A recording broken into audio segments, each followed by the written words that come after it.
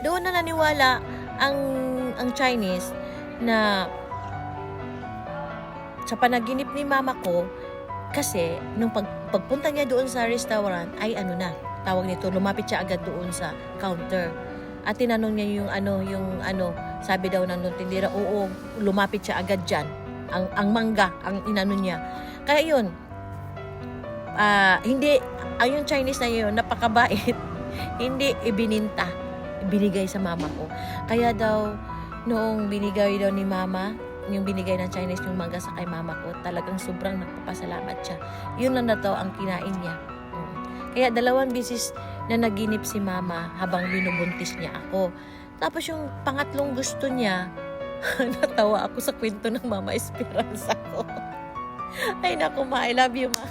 Natawa ako sa kwento ng mama ko nung pangatlo niyang experience sa pagbuntis niya. Ang tawag na yung biskwit daw, yung Marie ba yan? Marie, yung biskwit na may butas-butas sa gitna. Marie ba yan? Yun daw talaga ang parating kinakain ni mama. Gustong-gusto daw talaga niya yung na yan, biskwit na yan. Kaya yung pag nakita ko yung Marie na biskwit, naalaala ko yung kwento ng mama ko. Sabi ko, ito yung kinakain ni mama habang binubuntis niya ako, Marie. Kaya ako kumakain talaga ako ng Marie. Yung biskwit na paborito ko yan eh. Tapos, dito ako natawa sa kwento ng mama ko. Kasi 'di ba yung Ferris wheel, may yan, may yan yung Ferris wheel na yan, tawag nito, ilang ikot ba yan tapos na? Ito daw ang kwento ng mama ko. Sabi niya doon sa yung tao, yung tumitingin doon sa Ferris wheel na ano ba yun, yung tao doon, 'di ba mayroong operator doon. Ang sabi daw niya doon sa tao, Dong, pakyawon ako ni Dong. Ano ba yun? Isang ganun daw. Hindi daw siya hihinto. For example, ikot ka, bayad yun. So magbayad na naman siya. Magbayad na naman siya. Hanggang daw magsawa daw siya sa kakasakay. Hindi ngayon, ang sabi daw ng operator, o sige po, basta bawat 'di ba, pag may ikot-ikot yan, hihinto, 'di ba, bababa ang mga tao. So mayroon na namang sasakay, so another pay naman 'yun. So kailangan magbayad si mama. Sabi ng mama ko, oo Dong, basta yan ang gusto ko. Magpakasawa ako sa pagsakay kasi yan ang gusto ko eh. Eh di, ngayon, pinagbigyan yung mama ko. So hindi talaga siya bumaba doon sa Ferris wheel na yun. Tapos ang sabi ng mama ko, alam mo na, habang sumasakay ako doon, pagdating doon sa tuktok, 'di ba, ganon 'yon, ang ikot-ikot. Pagdating daw niya dito, hala, ang sarap daw ng pakiramdam niya. Alam mo na, parang akong ba 'yan, hindi ko alam sa Tagalog, para akong ibinayaw sa langit. Para akong nasa langit. Sabi niya, ang sarap-sarap ng aking pakiramdam habang dala-dala kita. Sabi ng mama ko. Sabi ko, talaga ma? Oo. Ewan ko bakit tuwing pumupunta ako doon sa tuktok, ganun ang ko. Tapos noong nakapag-abroad na ako, kasi nga sa lahat ng magkapatid ko, ako lang naka-abroad. Ako lang nasa ibang bansa. Lahat sila nasa Pilipinas. Yung 5 kapatid ko, 'di ba? 7 kami.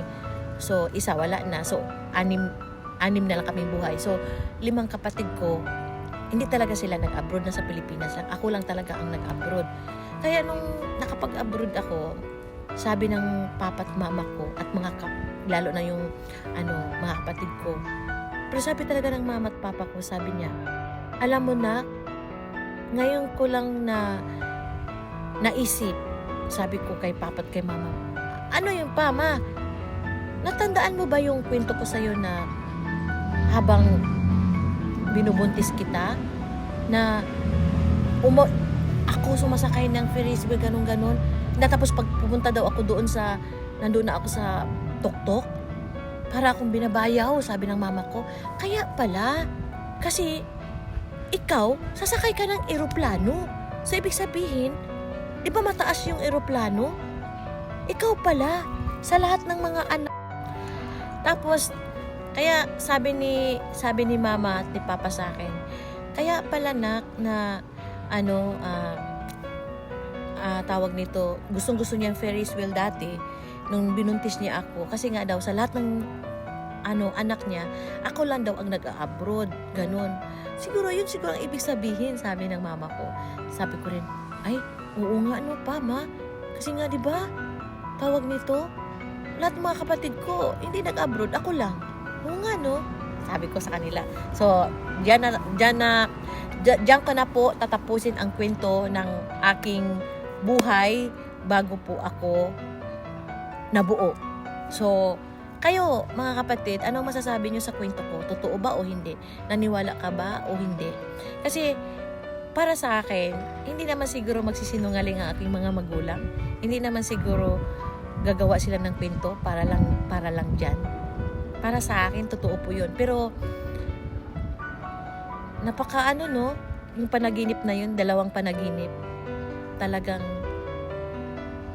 milagro ba? O ano?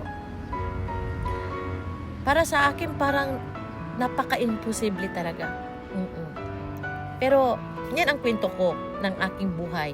So, dito naman tayo sa, nung pinanganak na ako. Hindi, ngayon, sabi ng Papa Berting ko, alam mo nak, sabi pa ng Mama Esperanza ko, alam mo nak, sabi ko, ano yung pama? Ay nako, yung papa mo, nakakahiya sa doktor. Sabi niya, sabi ko, bakit ma? Hindi mo ba alam na habang ako nagli-labor sa'yo, nak, alam mo ba? Nagli-labor ako sa'yo kasi pinanganak ako ng mama ko kasi mayroon akong tag Tago-tago ko yan hanggang ngayon, andyan pa rin.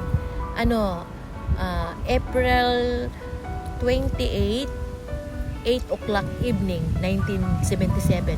Nandyan pa yung, tinago ko yung tag nandyan pa rin hanggang ngayon. Sabi pa ni mama, alam mo na, nakakaya yung, papa mo. Kasi, si papa ko daw, pininto daw ni mama, kay mama. Kasi nga, di ba, nandun siya sa loob.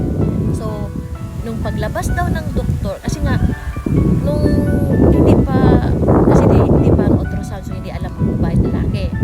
So, bago daw ako, nung nabuntis na ako, binuntis na ako ng mama ko, ito daw si Papa, bumili ng damit ng mga babae. Nasabi daw first time lang daw ni Papa bumili ng damit ng babae na hindi pa pinanganak yung bata. Hindi pa nakalabas, first time na daw. Kasi nga, ang sa isip daw talaga ni Papa babae. Sabi niya, babae na talaga to sing. Kaya bumili ang Papa ko ng mga damit. Siya ang bumili ng damit. Sabi ni Mama, alam mo na, nag-away pa kami ng Papa mo. Sabi ko, bakit? Kasi hindi ka pa pinalaba, hindi pa kita pinanganak. Bumili na siya ng mga damit ng babae. Sayang yung pera. Sabi ko kay Papa mo, Ting, bakit ka bumili ng mga damit na babae? Hindi natin alam, paano kung lalaki ito? Kasi nga alam mo na, sabi ko kay Papa mo, last na talaga. Malalaki man o babae, hindi na talaga ako manganak. Yan talaga ang yung usapan namin ni Papa mo. Kaya nga, pumayag naman siya. Pero sabi ni Papa mo sa akin, babae talaga paano nga kung lalaki anak natin? Sayang, hindi mo naman pwede isuot yan. Kasi nga, babae yan. Alam mo na, talagang Papa mo sabi niya, Sing, maniwala ka sa akin, babae. Ito sing. Naramdaman ko, babae. Alam mo na, parang hindi na kami mag-away. Pinabayaan ko na lang siya. Anong bibilhin niya? Ay, naku, ang dami niyang binibili na mga babae. Kasi babae ka talaga. Tapos ang kwento pa niya sa akin nung nakalabas na ako ng ospital. Alam mo, Sing, yung doktor, hinalikan ko. Sabi ni Mama, ha? Bakit? Nakakahiya ka. Yung doktor, lalaki daw. Nakakahiya ka, Ting. Sabi daw ni takasuwit lang ha, kasi mayroong dito. May mga maliliit na insekto. Sabi, kasi nga, nung nag-labor ka, lumabas yung doktor, ang sabi ko talaga kay Lord, babae. Tapos alam mo, Sing, Tapos, nung paglabas ng doktor, kasi nga inabangan ko talaga siya. Nung paglabas ng doktor, ang sabi ng doktor, congratulations daw. Kasi daw yung anak ko, babae. Ay! Ala mo, lukso-lukso ako, oy! Ano ba yung lukso-lukso sa sa Tagalog? Lukso-lukso ako sobra. At niyakap ko agad ang doktor. At pinuno kong halik ang mukha niya. Grabe, sa sobrang tuwa ko, hindi na ako nahiya. Talagang niyakap ko yung doktor, tumalon ako na tumalon, sabay yakap. Lukso, talon pala, no?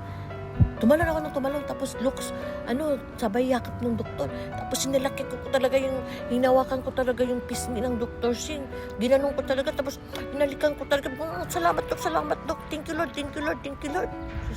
Sabi pa ng papa ko kay mama, sabi, nakakaya ka naman, hindi ako nahiya nun, no, nakakaya ka naman, Sabi pa ng papa, hindi ako nahiya, sobrang saya ko. Tawang-tawa nga yung doktor, Sabi na, alam niyo, papa birthday ko pag nagkukwento yun, nakakatuwa. May pa yun, with action pa yun. Nakakatuwa yung papa ko pag nagkukwento, parang ako yun Pag nagkukwento, may action yun. Nagmana ako sa papa ko Action siya, talagang tapos ako pa ang in-example niya. Kunwari ako ang doktor, hinalikan ako ni papa. Ganito ang ginawa ko sa doktor. Tawa kami ng tawa. Ay, Diyos ko Lord. Tapos sabi ko pa, salamat pa, ganun ka pala ka. Ay naku nak, ganun kita kamahal nak. Sabi ng papa ko, ganun kita. Mahal ko kayong magkapatid, pero mahal na mahal kita nak. Sabi ng papa ko. Sabi ko, salamat talaga pa. Kaya, nung ganito, nung sa madaling salita, tinanong doon ni papa, tinanong si papa ng doktor kung ano ipangalan ko. Ang pinangalan agad ni papa sa akin, Maria Elena. Maria Elena, Dok! Ang pangalan ng aking anak. Maria Elena. So ngayon, Maria Elena rin pangalan ko. Sa madaling salita, parati, siguro sa pag-feels siguro ni mama, at menopause na ang mama ko. Pinanganak kasi 40 years old na Pinanganak ako Ang edad ni mama, 40 siya ako. Nung pinanganak ako ng mama ko, 40 years old ako. So, marami muntik na akong namatay. Kaya nga, sa sobrang iyak ng aking mga magulang na sabi na, kung binigay niyo po, Lord, ang anak ko, huwag niyong kunin agad. Yan ang sabi ni Papa sa Panginoon. Kasi nga, nung baby pa lang ako, masakitin daw ako Grabe. Halos puti na yung mata ko, masakitin daw talaga ako. Akala nila mamatay na ako. Talagang luhod todo ang papa ko sa pagdadasal na Lord, pinagkaloob niyo po ang aking kahilingan, sinagot niyo po ang aking kahilingan na magkaroon ng anak na babae. Huwag niyo naman po kunin agad, please. Talagang grabe ang talagang ako kay papa ko, kay mama ko. Tapos noon na nga, noong masakitin ako, tinanggal sabi ni mama, ano kaya kung tanggalin nating Maria Elena na lang. Kayon, naging Elena na ako. Pero nung una talagang pinangalan ni Papa sa akin sa ospital, tinanong siya ng doktor, Maria Elena. Kaya kasi masakitin daw talaga ako nung bata ako. Tapos nung akala nga daw nila mamatay na ako Tapos, dito, kukwento ko sa iyo yung paglabas ko sa hospital. Ito, kwento ng aking tita, Rosita. Shout out, Auntie Rosita.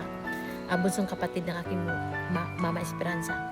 Tapos, agak-agak daw ako ni Auntie Rosita. Si Auntie Rosita nagkwento nito, pati si Papa's mama, kwento din sa akin.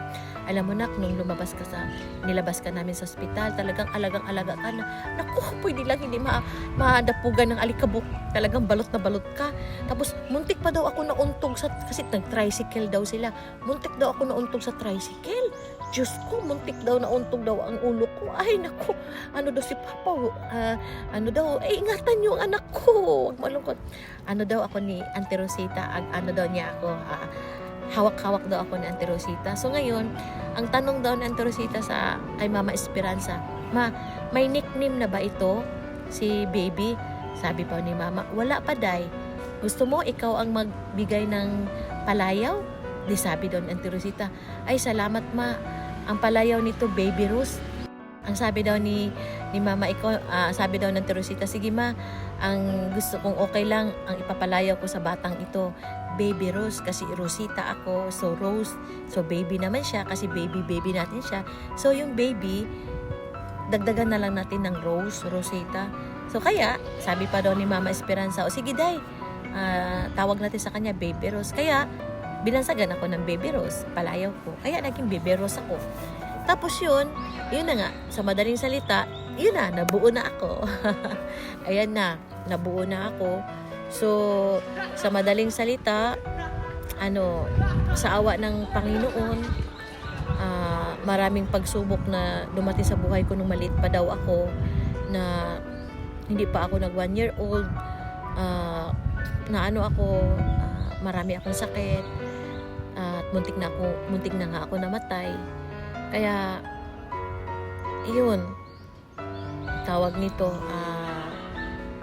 nagpasalamat ako sa Panginoon. Thank you Lord, dahil umabot ako sa edad nito, 48 years old na ako, samantalang kakapanganak pa lang ng aking magulang, Mama Esperanza, sa akin. Ilang buwan pa lang ako, marami na akong sakit. Akala nila hindi na ako mabubuhay, pero ito ako ngayon, 48 years old ako, umabot ako ng 48 years old. Salamat Lord. Kung meron pa naman akong mission sa mundong ito, gagawin ko hanggat kaya ko. Sabihin nyo lang sa akin, mahal kong Panginoon, kung ano man yan, gagawin ko po yun. Yan po ang kwento ng aking buhay mula sa simula hanggang ngayon. So, marami pa akong ikukwento sa inyo, dahil ang sabi ko nga kanina, ikukwento ko ang aking buhay mula sa simula hanggang 2025. Kaya medyo mahaba-haba pang kwento ng aking buhay.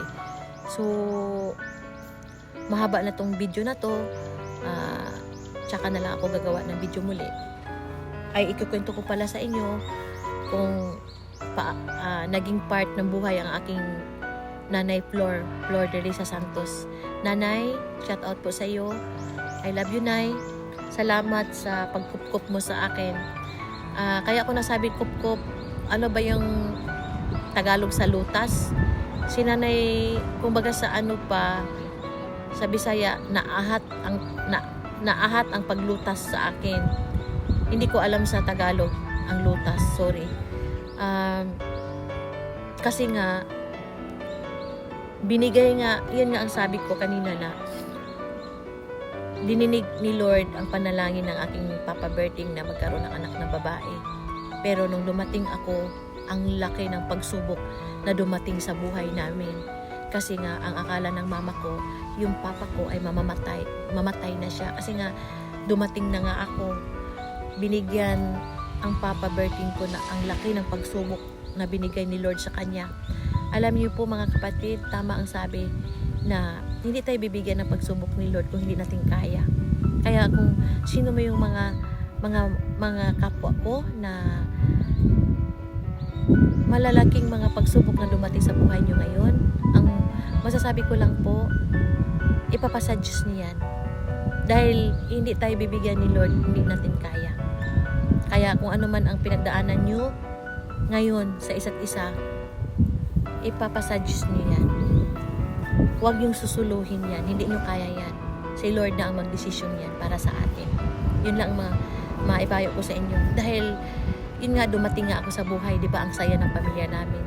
Pero noong nagkasakit ang papa ko, na-confine siya kung saan ako pinanganak, doon din siya na-confine. Sa Christ the King, Tagum Hospital ako pinanganak. Doon din siya na-confine. So, na-confine ang papa ko doon. Maliit pa lang ako noon. Wala pa akong 1 taon yata. Kaya nga, ahat lutas ang tawag sa akin. Ayaw ng mga magulang ko na malutas agad ako dahil yun nga, 'di ba, baby nila ako. Special child daw nila ako, napaka-special daw ako para sa kanila. Kaya ayaw nila ako sanang lutasin agad. Kaso nga lang, hindi pwede ang bata sa loob ng hospital. Ang nagbantay ng papa ko, ang mama ko. So ngayon, kinukup muna ako ng aking nanay Flor. Siya ang naglutas sa akin. Kaya part ng buhay ko ang nanay Flor de Lisa Santos. Kaya Tatay Santos, kung nasaan ka man ngayon, alam mo kasama mo si Lord. Maraming salamat sa inyo, Tay. Nanay, mag-ingat ka dyan ha sa Mag-ingat ka, Nanay Flor, dyan sa Embornal. Pasensya ka na kung hindi kita natulungan sa ngayon. Tatay Santos, salamat sa pag-alaga nyo sa akin. Yung na-confine ang papa ko sa ospital ng ilang linggo o buwan ba, ang Nanay Flor at ang Tatay Santos ang nag-alaga sa akin. Sila ang naglutas sa akin. Kaya Nanay Flor, salamat dahil inako nyo po ang paglutas sa akin na dapat ang mga magulang ko dapat ang maglutas sa akin. Nalutas ako ahat dahil nagkasakit ang papa ko. Pero sa awa ng Panginoon, yung pagsubok na yon, nakaraos din kami. Kaya tingnan nyo po, ito ako ngayon, 48 years old na. Ang laki ng umabot ako sa 48, samantalang ilang buwan pa lang ako, akala nila mamamatay na ako. Pero siguro mayroon akong mission sa mundong ito, kaya binuhay ako ni Lord. Parang napagtanto ko ang mission ko yata, ang aking trabaho.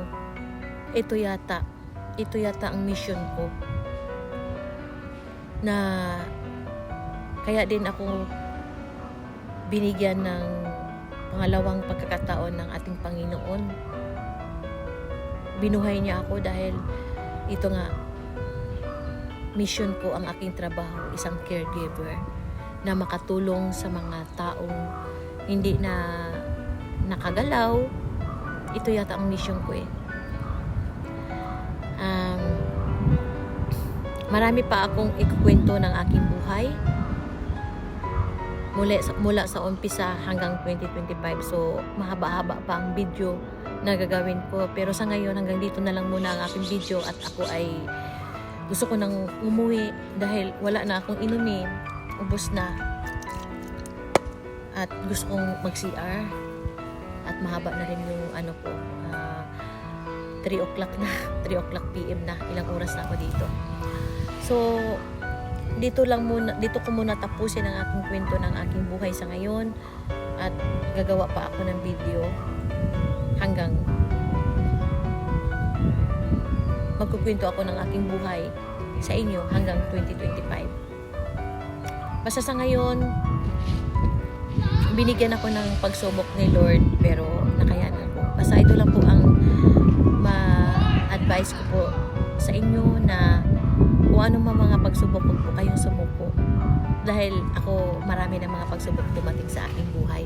So mga mahal kong mga tawag nito, mga mahal ko sa buhay dyan sa Pilipinas, sa outpost yung lahat, hindi ko na kayo isa-isahin. Mga pamangkin ko, apo sa pamangkin, mga relatives, lahat, mga kapatid, lahat kayo nandyan. Mahal ko po kayong lahat. Ngayon, kung gusto nyo malaman ang aking kwento, mga pamangkin ko, mga kapatid ko siyempre alam, mga pamangkin ko, apo sa pamangkin, kung gusto nyo malaman ang kwento ng aking buhay, panoorin nyo lang to. Ito si Mami Viveros ninyo. Oo, nagkukwento sa totoong buhay kung paano ako binuo ng lolo at lola nyo. So ngayon, alam niyo na. Pag napanood nyo tong video na to, malalaman nyo to kung ano ang kwento ng aking buhay. So ngayon, iano ko muna ang video, iikot ko muna, at ako ay mag-bye-bye muna. Bye-bye for now. Kasi gusto ko na mag-CR. Grabe, as in. So, puputulin ko na to ang aking video. Hanggang dito na lang ako. Thank you, guys. Thank you for watching. Ito atar ko. Thank you. Love you, guys. Ayan.